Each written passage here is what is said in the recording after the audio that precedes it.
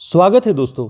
हिंदी साहित्य की one liner series में हम लगातार हिंदी साहित्य के प्रमुख वन लाइनर्स को पढ़ रहे हैं और अध्ययन कर रहे हैं।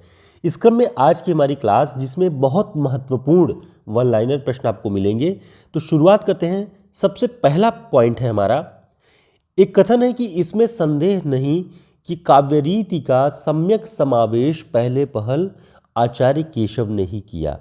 यह कथन किस आलोचक का है?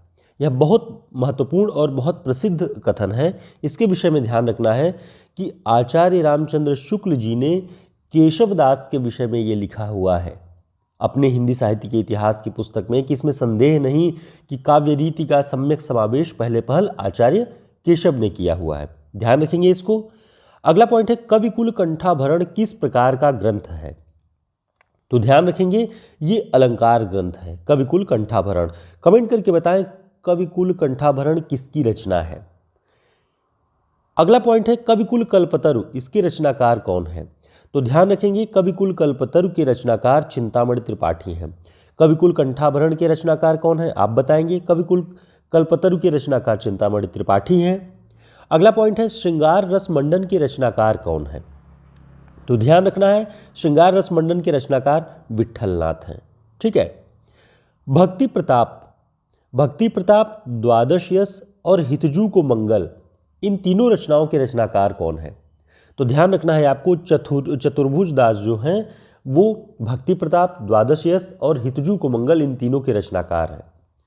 अगला पॉइंट देखते हैं, पूर्व मीमांसा भाष्य, उत्तर मीमांसा भाष्य, ये सभी किसने लिखा है? तो आपको ध्यान रखना है महाप्रभु वल्लभाचार्य ने। ये वल्लभाचार्य जी की रचना है, इसे ध्यान रखना है। आगे देखते हैं। इस तरह के सभी प्रश्न आपको इस क्लास में मिलेंगे। तिरुप्पावई की रचनाकार कौन है? तिरुप्पावई के रचनाकार ध्यान रखना है आंदाल, और ये द्रविड़ भाषा में लिखी गई है। प्रेम वाटिका की रचनाकार कौन है? तो ध्यान रखना है प्रेम वाटिका के रचनाकार हैं रसखान, और ये दोहा में रचित है। आपको ये बात भी साथ साथ में ध्यान रखना होगा बहुत महत्वपूर्ण रचनाओं के विषय में कि ये किस छंद में रचित है। जैसे सुजान रसखान किस छंद में इसकी रचना हुई है? तो रसखान जी की रचना है, लेकिन ये कवित्व और सवैया में इसकी रचना हुई है, ये बात ध्यान रखना है। अगला पॉइंट है, पंचसहेली किसकी रचना है? तो ध्यान रखना है छीहल की रचना है। भक्ति काल की फुटकल श्रेणी में शुक्ल जी ने इनको रखा हुआ है, छीहल को। केशवदास ने कौन से दो प्रबंध काव्य लिखे हैं? तो ध्यान रखेंगे आप कि वीर सिंह देवचरित और रामचंद्रिका, ये दो प्रबंध काव्य केशवदास जी ने लिखे हुए हैं। कवि रहीम का पूरा नाम क्या है? तो ध्यान रखना है आपको कि अब्दुल रहीम खान खाना इनका पूरा नाम था। अगला पॉइंट है, कृपाकंद के रचनाकार कौन है? तो ध्यान रखेंगे घनानंद की रचना है कृपाकंद कोकसार। आचार्य रामचंद्र शुक्ल जी ने किस कवि की पीड़ा को मौन मधि की पुकार कहा है? तो ध्यान रखना है आपको घनानंद की विरह पीड़ा को आचार्य रामचंद्र शुक्ल जी ने मौन मधि की पुकार कहा है, और घनानंद को ही साक्षात रसमूर्ति भी कहा है आचार्य रामचंद्र शुक्ल जी ने। तो ये सारे पॉइंट्स बहुत महत्वपूर्ण हो जाते हैं परीक्षाओं की दृष्टि से, और ऐसे सभी प्रश्न आपको, सभी वन लाइनर प्रश्न हमारे हिंदी साहित्य के शॉर्ट नोट्स में मिल जाएंगे। और जो लोग लिखित परीक्षा की तैयारी कर रहे हैं, प्रश्न कैसे आ सकते हैं, उनका उत्तर कैसे लिखा जाए, ऐसे लगभग 100 प्रश्नों का पूरा कलेक्शन इसमें है। हमारे व्हाट्सएप नंबर पर संपर्क करके आप ऑर्डर कर सकते हैं। अगला पॉइंट देखते हैं, रेणु जी की रचना ऋणजल धनजल किस प्रकार की रचना है, किस विधा की रचना है? तो ध्यान रखेंगे रिपोर्टाज विधा की रचना है, और 1977 में ये प्रकाशित हुई है। मेरीगंज गांव का वर्णन किस उपन्यास में है? तो ध्यान रखेंगे मैला आंचल, जो 1954 में प्रकाशित हुई रेणु जी की, उसमें मेरीगंज नामक गांव का वर्णन आया है। राग दरबारी जो 1968 में लिखी गई रचना है, उपन्यास है, इसमें किस गांव का नाम आता है? उसमें जो गांव है उसका नाम क्या है? तो आपको ध्यान रखना है शिवपालगंज। अगला पॉइंट है, गोदान 1936 में प्रकाशित हुआ, प्रेमचंद जी का उपन्यास है।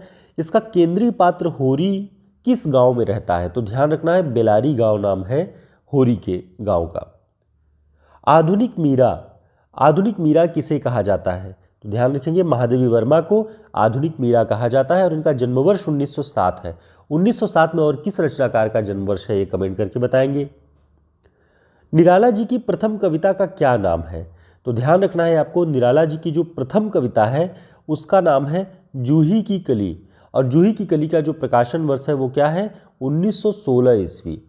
अब यहाँ से आपको एक बात ध्यान रखना है कि निराला अपनी प्रथम कविता जूही की कली को मानते हैं, लेकिन रामविलास शर्मा जी के अनुसार निराला की पहली कविता कौन सी है? भारत माता की वंदना, जो 1920 में प्रकाशित हुई। तो इन दोनों पॉइंट्स को ध्यान रखना है कि निराला खुद अपनी पहली कविता कौन सी मानते हैं और रामविलास शर्मा जी उनकी पहली कविता कौन सी मानते हैं। तो साथियों, एक छोटी सी क्लास में इतने महत्वपूर्ण पॉइंट्स हम देख रहे थे जिसे आप बैठे बैठे चाय की चुस्कियों के साथ क्लास को पूरी तरीके से तैयार कर सकते हैं। तो ऐसे ही वन लाइनर क्लास को हम लगातार पढ़ते रहेंगे। जुड़े रहें, चैनल को सब्सक्राइब कर लें, वीडियो को लाइक कर दें और व्हाट्सएप और टेलीग्राम ग्रुप का लिंक आपको डिस्क्रिप्शन बॉक्स में मिल जाएगा, उसे ज्वाइन कर लें ताकि समय पर क्लासेस की जानकारी और भी कई सारी महत्वपूर्ण जानकारियां हैं वो हम आपके इस चैनल के माध्यम से आपको मिलता रहेगा। फिर मिलते हैं एक नई क्लास में, तब तक के लिए नमस्कार, शुभकामनाएं।